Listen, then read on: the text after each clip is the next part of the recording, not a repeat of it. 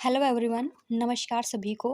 आज हम इसरो से रिलेटेड एक बहुत इम्पोर्टेंट न्यूज़ पढ़ने जा रहे हैं जो कि आने वाले सभी एग्ज़ाम्स के लिए बहुत इम्पोर्टेंट है।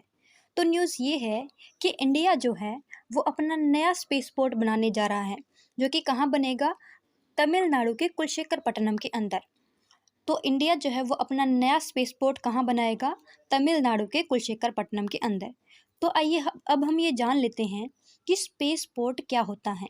तो स्पेस पोर्ट एक जगह होती है, एक साइट होती है जो कि लॉन्च करने के काम आती है या रिसीव करने के काम आती है स्पेसक्राफ्ट या सैटेलाइट वगैरह। तो एक ऐसी जगह जहाँ से हम सैटेलाइट लॉन्च करते हैं अंतरिक्ष में, उसको हम स्पेस पोर्ट बोलते हैं। जिस तरीके से हमने एयरपोर्ट पढ़ा होगा जहाँ पर हवाई जहाज़ आते हैं या हवाई जहाज़ जाते हैं, और हमने सी पोर्ट भी पढ़ा होगा जहाँ पर समुद्री जहाज़ आते हैं। तो उसी तरीके से स्पेस पोर्ट होता है जहाँ से सैटेलाइट वगैरह लॉन्च किए जाते हैं अंतरिक्ष के अंदर। भारत के पास ऑलरेडी एक स्पेस पोर्ट मौजूद है जो कि आंध्र प्रदेश के श्रीहरिकोटा के अंदर मौजूद है। तो ये आप देख सकते हैं जो अभी एट प्रेजेंट जो करंट हमारे पास है, तो वो है आंध्र प्रदेश के अंदर श्रीहरिकोटा के अंदर। तो अब इंडिया जो अपना नया स्पेस पोर्ट बनाने जा रहा है वो कहाँ पर बनाएगा? वो कुलशेखरपट्टनम तमिलनाडु के अंदर बनाएगा। तो एक बार हम उसकी लोकेशन देख लेते हैं। तो ये हमारा प्यारा भारत है और जब हम इसको जूम करते हैं तो वो ये कुछ इस तरह से दिखेगा तमिलनाडु के अंदर कुलशेखरपट्टनम के अंदर। तो इसको और भी अच्छे से देखते हैं। ये है कुलशेखरपट्टनम तमिलनाडु के अंदर, बिल्कुल एकदम नीचे बना रहे हैं हम स्पेस पोर्ट। जो पहला हमने स्पेस पोर्ट देखा था वो हमने देखा था आंध्र प्रदेश के अंदर, जो कि यहाँ था, इस जगह था। और जो नया हम बनाने जा रहे हैं वो हम तमिलनाडु के अंदर बनाएंगे, कुलशेखरपट्टनम के अंदर, ताकि इसरो जो है वो अपने सैटेलाइट जो है वो और भी अच्छे तरीके से लॉन्च कर पाए। क्योंकि पहले वाले स्पेस पोर्ट के अंदर कुछ मतलब कि कुछ दिक्कत थी जो कि हम आगे पढ़ेंगे कि क्या कमियां थी हमारे पहले वाले स्पेस पोर्ट के अंदर। तो हम जान लेते हैं कि इसरो जो है वो कब इस्टाब्लिश हुआ था। इसरो की जो फुल फॉर्म होती है वो है इंडियन स्पेस रिसर्च ऑर्गेनाइजेशन। तो इसरो जो है वो 1962 के अंदर इस्टाब्लिश हुआ था, लेकिन पहले इसका नाम इसरो नहीं था, पहले इसका नाम था Indian national committee for space research. बाद में 1969 के अंदर इसका नाम जो है वो इसरो रख दिया, इंडियन स्पेस रिसर्च ऑर्गेनाइजेशन। और एट प्रेजेंट इसके चेयरमैन कौन है? मिस्टर एस सोमनाथ जो हैं वो इसके चेयरमैन हैं। तो पहले जो इसके चेयरमैन थे वो मिस्टर के शिवन थे।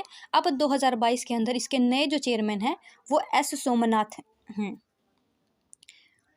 तो अब हम ये पढ़ लेते हैं कि जो भारत का पहला जो पोर्ट था, स्पेस पोर्ट, जहाँ से स्पेस में सैटेलाइट वगैरह लॉन्च किए जाते थे, उसमें क्या दिक्कत थी और अब हम नया क्यों बना रहे हैं तमिलनाडु के अंदर। तो नया स्पेस पोर्ट क्यों बना रहे हैं? जब हम PSLV लॉन्च करते हैं, यानी कि पोलर सैटेलाइट लॉन्च व्हीकल, जो पोल्स के ऊपर चक्कर काटता है, पूरे इंडिया जो होता है पूरे इंडिया के ऊपर चक्कर काटेगा ये ध्रुवों से होता हुआ। तो जब हम वो लॉन्च करते हैं तो उसके बीच में ज्योग्राफिकल लोकेशन होती है, तो उसमें श्रीलंका बीच में आ जाता है।